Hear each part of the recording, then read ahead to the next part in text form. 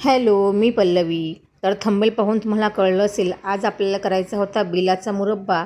पण त्याआधी घरातली सगळी कामं करून गॅसचा ओटा स्वच्छ आवरून मगच मी बेलाचा मुरब्बा करायला घेणार होती. कारण की कसं मुलांची जेवण झाली आणि आपला ओटा स्वच्छ असला तर आपल्याला काम करायला पण चांगलं वाटतं. तर खूप दिवसापासून इच्छा होती की बेलाचा मुरब्बा करायची, पण आमच्याकडे बेलाचं फळ मिळालंच नाही.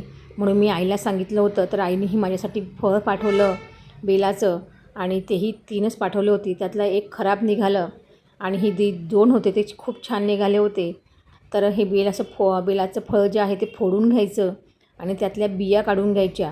कारण की जर बी तोंडामध्ये गेली तर ती अशी म्हणजे दाताखाली आली तर चांगली नाही वाटत.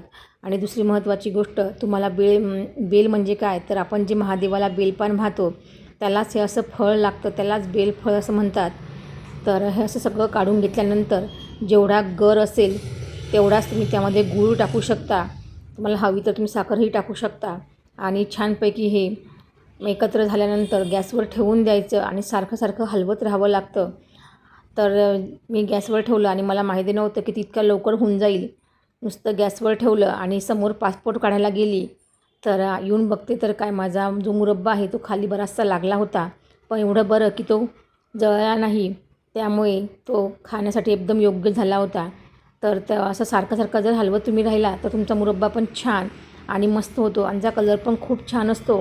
ते पाहून मुलांना खूप खायला आवडतो. तर बेलाचा मुरब्बा करण्याचा असा एक फायदा आहे. तसे फायदे खूप सारे आहे.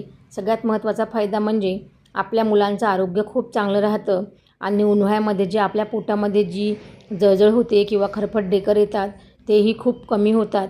आणि मुलांच्या सारख्या नाकपुड्या फुटत असतात उन्हाळ्यामध्ये, कारण की ते कसं बाहेर खेळतात किंवा घरामध्ये पण बऱ्याच जणांना ऊन लागतं किंवा आपण लग्न कार्यात गेलो तर आपल्यासारखं डोळ्यामध्ये जळजळ होतं.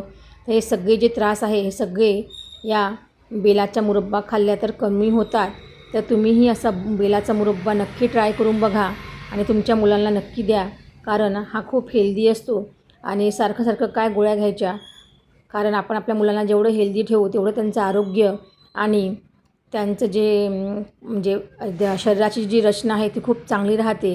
कारण जेवढं त्यांना तुम्ही नैसर्गिक द्याल तेवढं ते आजारी पडत नाही. आणि सगळ्यात महत्त्वाची गोष्ट म्हणजे त्यांना आपल्या जुन्या ज्या आपल्या आई आजी ज्या रेसिपी करायची तर त्यांना सगळ्या माहिती होतात. आणि जेव्हाही तुम्ही अशा गोष्टी करतात त्यांना आवर्जून सांगा की हे कशासाठी उपयोग करू शकतो.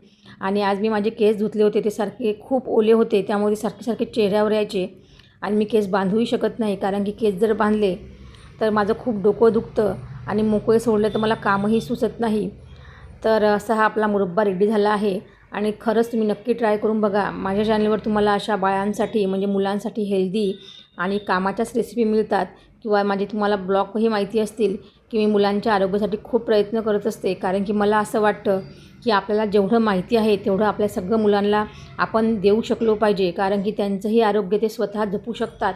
आणि सगळ्यात महत्त्वाचं, हेल्दी खा, हेल्दी राहा. त्यांनी काय होईल की आपल्याला आपलं जे पूर्वजांचं नॉलेज आहे तेही माहिती पडतं.